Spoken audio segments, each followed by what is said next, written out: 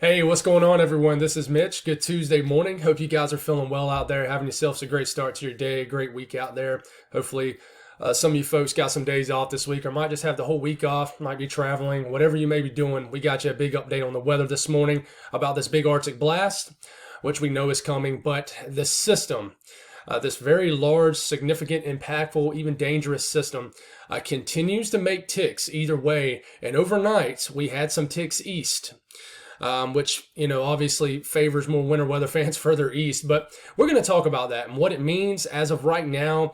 One big tick that we just saw that just came out was the morning run of the European model, which is kind of a short range version of the European model. Made a pretty large tick east. But we're going to talk about this, try to continue to get it figured out for you guys because we're almost at game time. So we'll talk about cold air, the dangerous wind chills, precipitation, how much snow could potentially fall. And at the tail end of the video, we'll give you an update on what I'm seeing with the system just after Christmas because there is some noise there for sure. But we got to figure that out. But first off, we got to figure out what's right in front of us over the next 24 to 48 hours as this Arctic front drops down with this big old surface low that's going to spark this massive storm system. First off, guys, I want to tell you guys one. Yes, I appreciate the amazing growth. It has been amazing. It's been pretty difficult to keep up with working a full-time job, just family. But it's been wild, and I really appreciate the family. I know this says 34.7, but I don't know if this has an upgrade. Something's going on with YouTube, but I hit 35K overnight. Thank y'all for that. But more importantly, you guys, you folks have really responded to the prayer thing that we have going with this channel. A lot of people have put their prayer requests in the comments. I wrote down like 30, 35, 40 prayer requests just between now and the last 24 hours. Prayer is powerful. I strongly believe in it. And, it's awesome seeing it. It really is. And I write down every single prayer request I see, and then I pray about it in a quiet time. But it's awesome to see. We're all looking out for one another. It's a family-like atmosphere, and I love to see it. And I know others do too. So that being said, if you guys got anything that I can pray over or others can, please put it in the comments below. So I know most of you, obviously, just because of the weather, but some things are more important than the weather. But let's get rolling here. There's a lot to talk about, and I'm trying my best to make these not be 35 minutes long, but it is very, very difficult. But watches and warnings, wind chill watches, wind chill advisories, warnings. I mean, the brutal cold's coming. If you look at these teal colors right here, you got overlapping of wind chill warnings and winter storm watches. Remember, winter storm watches can get upgraded to blizzard warnings. There's no such thing as a blizzard watch. So if you're wondering, well, why am I in a blizzard watch if they're expecting blizzard conditions? There's no such thing as that anymore. There used to be, but not anymore. They made some changes a few years back. But the cold's coming. Even winter storm watches for areas of the mountainous regions of West Virginia and western Maryland. And, this is a large area that's going to get impacted by a large winter storm. And you're going to have winter storm watches that begin to spread eastward, too. So it's coming. It's coming, folks. Let's talk about temperatures first. We've been just kind of breaking down these videos, temperatures, wind chills, potential wind gusts. We'll talk about what comes. I always put timestamps on these videos. So fast forward if I just talk too long for your liking on one specific thing. And, definitely take advantage of the timestamps for sure. We'll talk about the central U.S. first. Midday around Wednesday, the 21st, tomorrow, the Arctic front begins to let loose down into Nebraska. By the time we get into the afternoon hours, well below zero in areas of Dakotas, has the whole entire state of Nebraska split in half. Still, it's cold enough in Omaha in the 20s, but even colder in the northwest part of the state. We'll take it all the way down to about the middle of the night the middle of the night Wednesday night, tomorrow night into Thursday morning. The front's moving through Kansas, moving through Iowa, starting to enter Wisconsin. And, for example, right here at this point, in Kansas and in the southeast part of the state's in the 30s. In the northwest part, it's below zero. Cold enough in the 30s, right? But we're waking up Thursday morning. Got the front is just moving through areas like Tulsa, Oklahoma City, knocking on the door of Dallas. For example, in Dallas, you might wake up Thursday morning of the 22nd, and it's in the 40s. Okay? Same deal. You're waking up in St. Louis, and it's just a regular old December morning, waking up in the 30s. That's pretty average. Same thing with Chicago. Kansas City, the front's moving through. Des Moines, the front's already moved through below zero as you're waking up Thursday morning. And check out Dallas. By the time you get into lunchtime, Dallas, if you're confused about the timing, look up here. This is in Eastern time, so back it up an hour, obviously, in Central time. Around lunchtime in Dallas, you're waking up to the 40s by the time you're going out for lunch or whatever you may be doing. It's in the 20s. It's in the single digits almost all of Oklahoma. Front moves through St. Louis, knocking on the doorstep of Chicago, and the temperatures just continue to plummet. I mean, look at the central and northern plains. Everybody's below zero. In the middle of the day, Thursday, so you take it all the way to the evening hours, and the entire state of Texas begins to get locked into bitterly cold temperatures. I'm not going to compare this to 2021 in February. This air mass is not quite that cold, and it doesn't have the longevity as that did. That was just something that was historic and almost unreal. But this is going to be quite cold also, just not comparable. But this continues. We'll go on and switch it to the eastern U.S., and here comes the cold front, moves through Memphis. I mean, by the time you're at dinner time in Memphis, it's around the teens. Dinner time in Jackson, Mississippi, for example, around, you're laying the kids down to sleep with the 22nd in the 40s. By the time you're waking up, we'll take it all the way to Friday morning. You're waking up and it's in the teens. Atlanta, the front blasts through in the middle of the night. So you go to sleep and it's only in the 40s. You wake up and it's flirting with the single digits in Atlanta. You're going to flirt with temperatures getting below zero in Nashville, Tennessee for the morning of the 23rd of Friday. The front is moving through the Carolinas, has the Carolinas and Virginia split in half. Same thing with Pennsylvania. It's moved through most of West Virginia at this point. You're waking up and it's just, okay, whatever. For example, in eastern North Carolina, you could be waking up into the 60s. By the time you get to the middle of the afternoon, around 4 p.m., all the Carolinas, almost all of Georgia is below freezing in the middle of the afternoon. I'm talking about you, Savannah. I mean, you're, Beaufort, Charleston, you're in the low 30s in the middle of the afternoon when you're waking up in the 40s and 50s and maybe even 60s. Front blast through northern Florida. It's a very impressive air mass, and what's really impressive is how dramatic the front is, meaning you'll be outside 1 minute and it's one temperature. You'll go out there 15 minutes later and it's 20 degrees colder. That's how dramatic it is. And we don't typically experience this in the South. But we are, even east of the Appalachian Mountains, where sometimes these fronts can lose some steam, lose that tight gradient. But, for example, we'll keep this going. Let's go all the way out to Christmas Eve morning. Look how bitterly cold it is across the Ohio Valley.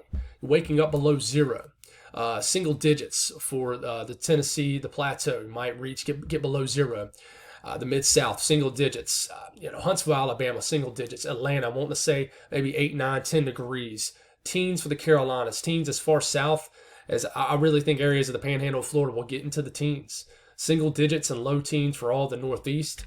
And these are high temperatures for Christmas Eve, guys. We will struggle to get above freezing for the majority of everybody except Florida.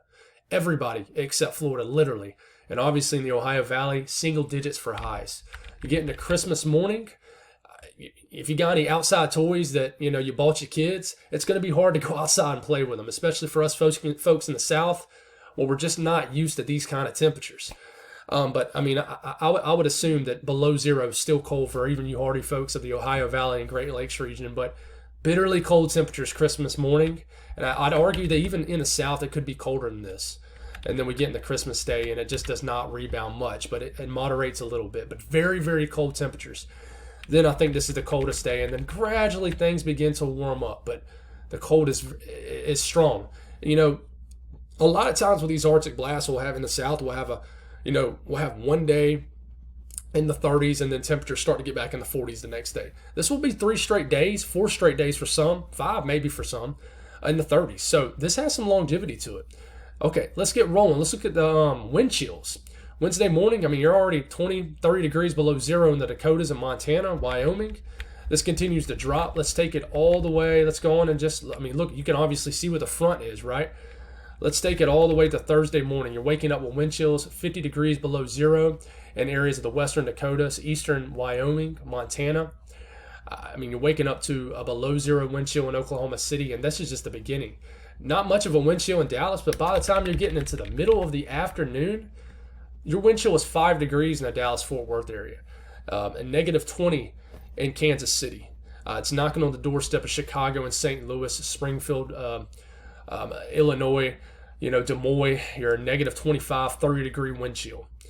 Little Rock, this blast through and the wind chill just plummets. For example, there is no wind chill really down here in Louisiana, but if as the front moves through and near Shreveport, the wind chill immediately drops into the teens by the evening hours, and just unreal. Really is. It's wild.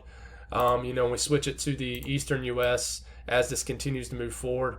And we'll just take it all the way into, let's go to Friday morning. This is the wind chill. Wind chills are negative 16, negative 20 degrees below zero. You already got wind chill watches up for a large portion of Alabama. Well, it absolutely will make the criteria. This will expand into the Georgia and the Carolinas too. There will be wind chill watches issued and probably eventually wind chill warnings. But this is a very cold air mass, and the winds are not going to make it any better. It's going to be blizzard conditions.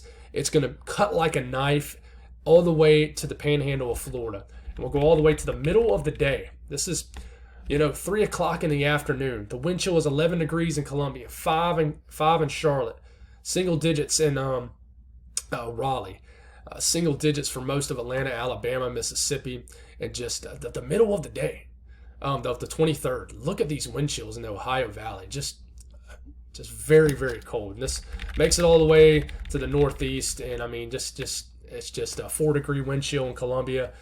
I'm always going to throw my area bone there, but look at the wind chill in Chicago, negative 20 degrees. This Wisconsin, everybody 20 to 30 degrees below zero. Same thing with Iowa, Missouri, just bitterly cold temperatures. Let's talk about the winds. You can obviously see the front starting to drop down right here. Basically along the front, ahead of the front, just normal winds.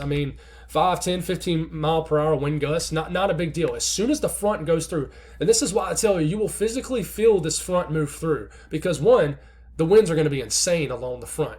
And then two, you will feel the temperature plummet. So we'll take it all the way out. This is getting into Thursday morning. This blast through Kansas City. Look at the winds behind it. These are wind gusts. This blast through Oklahoma City, Tulsa, knocking on the doorstep as we're getting into about midday for St. Louis. Blast through Shreveport, Louisiana, Little Rock with 30 to 40 mile per hour wind gusts. And the temperatures are plummeting. Look at the tight gradient right here. We take it to the eastern U.S. with this, and here it comes.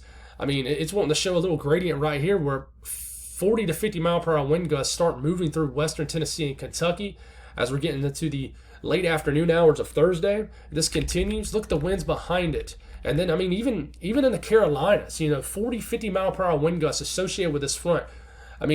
This is probably going to wake a lot of people up in the southeast Friday morning and just in the middle of the night. But this is when it gets intense. The Ohio Valley, look right here, winds start gusting to 40 to 50 miles per hour. Look at the southern tip of Michigan. I would not want to be a boater out there.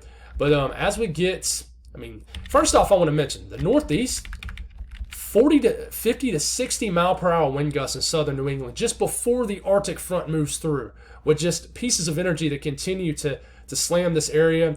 I think the National Weather Service in Boston made a graphic, and it just shows 50 to 60 mile per hour wind gusts. Power outages are likely in southern New England ahead of this Arctic front.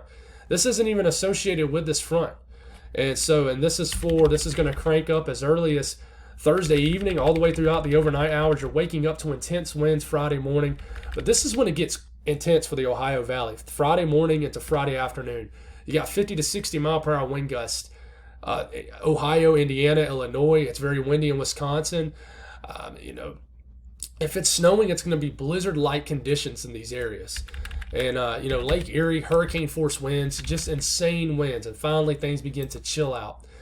And, okay, I think I already had that. We already talked about that. So let's talk about the snowfall. And this is the 06Z European, guys. So the latest and greatest information.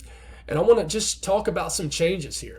So not much changes in the central U.S. This drops down. The snowfall ratios will be insane for the Dakotas, Minnesota, Iowa. Look at this little plume of moderate snow in Iowa.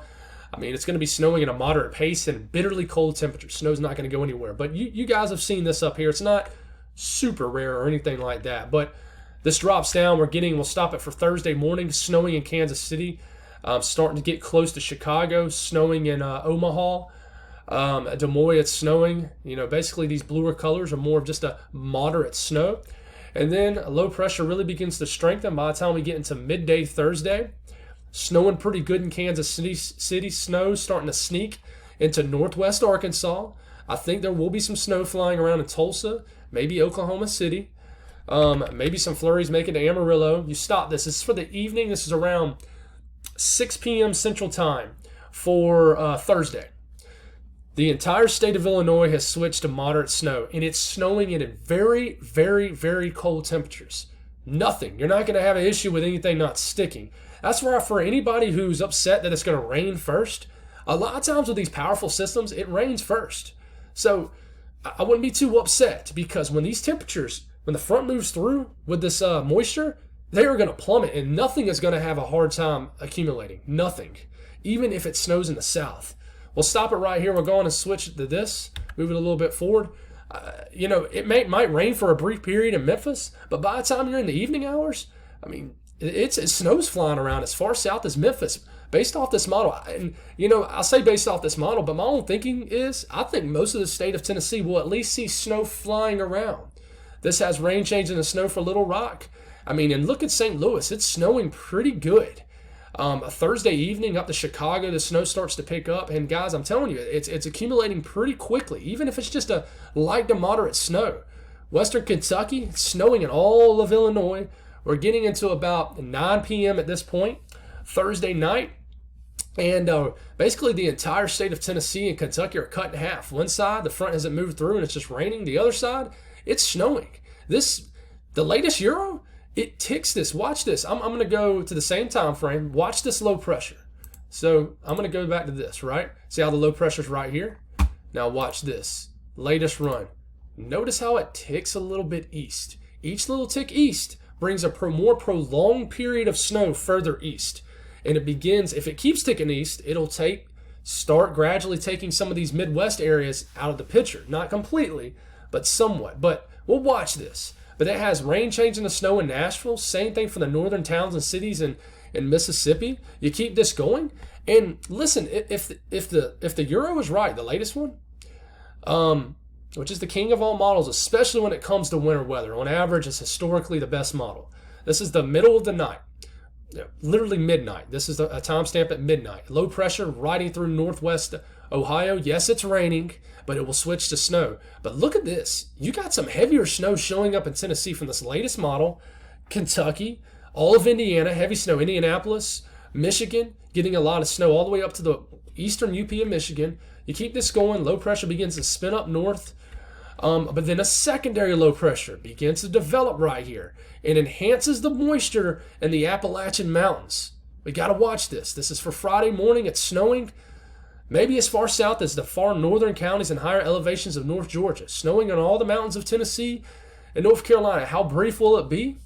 Maybe enough to get a couple inches of snow, which would be a white Christmas. Because like I said, listen, even if you get 2 to 3 inches of snow, say in Ohio, in Pittsburgh, in eastern Kentucky. I know you're thinking, well, Mitch, that's not a lot, but the snow will not go anywhere. It's rock solid because of the air mass behind it. So if you're looking for that nice white Christmas, you're going to get it. You're going to get it, even if it's snowing 2 days before Christmas. It's going to stay on the ground, be very festive, and I'm just speaking on behalf of winter weather fans.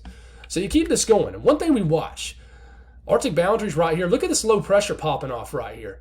Listen, you got to watch this, because as we're getting into mid-morning in the Eastern time, first off, it's snowing like crazy, but look how the heaviest snow has now shifted a little bit further east. So you don't get that prolonged period of snow in Chicago. And I know I can hear people moaning and groaning for areas farther west. Guys, I'm here to discuss model guidance. And that's all we do here. That's all we do here. And then I'll give you my thoughts. Do I think it's going to continue to shift east to the point where all of Chicago and Wisconsin and Illinois and Iowa gets completely out of the picture? Absolutely not. But am I saying it's out the rim of the possibility? I'm not. I'm watching this low pressure. There's enough cold air starting to, burst through. Watch out Pittsburgh. Watch out Erie, Buffalo. And then look at even the rain changing to snow really close to Washington, D.C. You got some pockets of blue now showing up. This was almost a sure bell on the I-95 corridor. It was all rain, over the last few days. But now you got a heavier, I would go on to say this is an all-out snowstorm. Friday midday for Pennsylvania, New York State. You just got to watch it, guys. You really do. Low pressure continues. Now, I will tell you, the GFS shifted east overnight, and then it kind of ticked back west. So these models are going to continue to bounce back and forth. But look at this low pressure riding over southern New England now. It was shooting right through. Now it's a little bit further east. Starting to see a little blue show up in areas of central Mass, Connecticut, very close. And then we get into Christmas Eve and it's done. So it's just something we got to watch. I mean, these models are still moving. The national blend of all models for these areas. Let's see. I need to go to my central folks here. You see this? I think most of the state of Missouri will see accumulating snow. I do. I think Illinois will see accumulating snow. Everybody. I mean, find your state, and that's how much snow it's showing. You look. Basically, the National Weather Service is now in view now, but this goes out to Friday morning. It's still snowing. The National Weather Service favors more of a northwest scenario. Doesn't bring near as much snow for southern Missouri, but I don't buy this. I really don't. I think more snow will be in southern Missouri, and I think this will tweak, and it kind of robs southern Illinois also. I don't buy that either. I don't. Like I said, I'm here to put my own opinions on it too. I'm not saying the National Weather Service is wrong. I just think they're conservative. And remember, this only goes out to Friday morning, so it's still snowing in these areas. But this would be a white Christmas for all these folks. My folks here, this is going to be the snow globe area right here. Michigan, you're going to get hit a lot. The blend of all models show almost a foot for Chicago, but we need to watch for an east trend because you guys could gradually get out the heaviest snow, but we'll watch. And then it could shift a little bit east and southeast. But I mean, look down here in Ohio. All of Ohio gets snow. And I really truly believe that. Yes, it sucks. It starts out as rain for winter weather fans, but I'm telling you, I know that obviously I live in the South.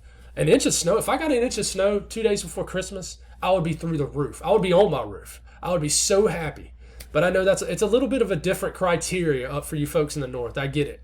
But the blend of all models for the eastern U.S., we got to watch. We got to watch the I-95 corridor. I'm not saying the snow's going to make it all the way there. I don't think it is. But just got to watch as this creeps a little bit further east and southeast. My folks down here in Tennessee, I do think areas will see accumulating snow. I think the whole entire state of Tennessee will see at least snow flying around. Just how much?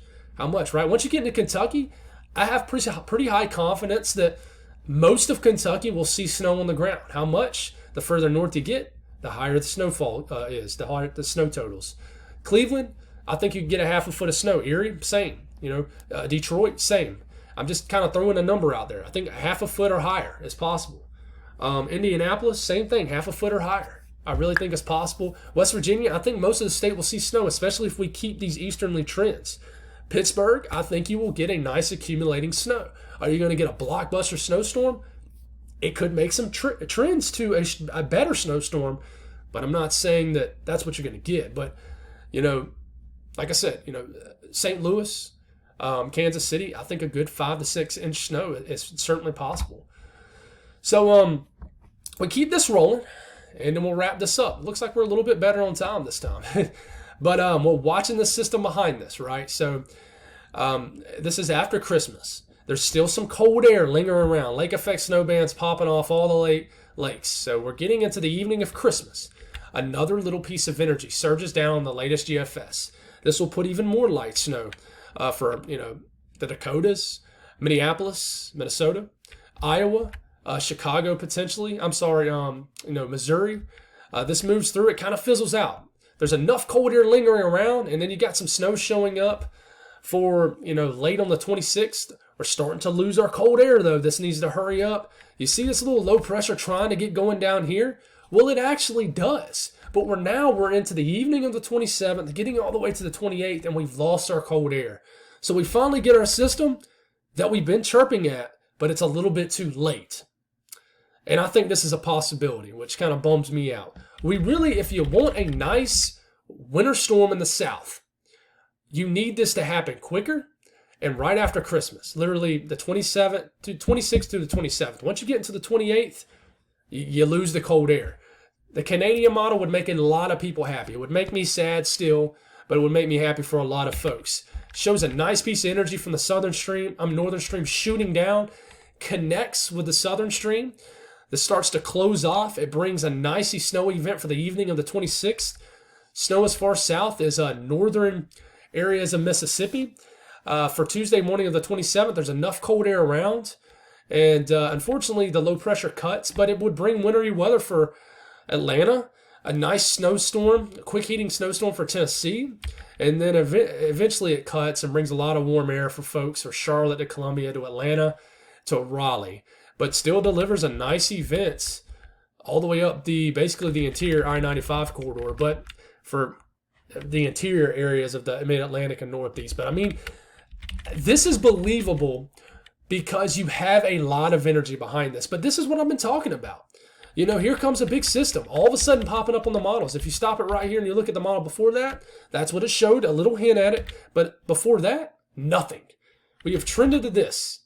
So we need to watch this period after Christmas. We do. There's plenty of energy flying around. This is obviously our main system. This moves through. Here comes a piece of energy flying through. It would be awesome if something getting going with this. That would be a miracle, literally a Christmas miracle. And then another piece of energy flies down. And then here comes a big piece of energy flying down right here in the Dakotas, but it's a little too late. But man, it looks good. And it begins to try to close off right in the Gulf of Mexico, but we lose our cold air source. If we had a period of cold air that lingered a little bit further closer to New Year's Eve, be a different story. But let me tell you, there's going to be some big changes with this area in the Southeast, and something sneaky could happen. Basically, if you're in the entire Southeast and Mid-South, watch after Christmas. I'm telling you, things could change dramatically and very quickly. That's all I got. Maybe a little bit better timing today. It's not a 35-minute video, but God bless all of y'all. We'll have you an update later this evening, and we'll keep you guys updated. Stay safe and get prepared because it's coming.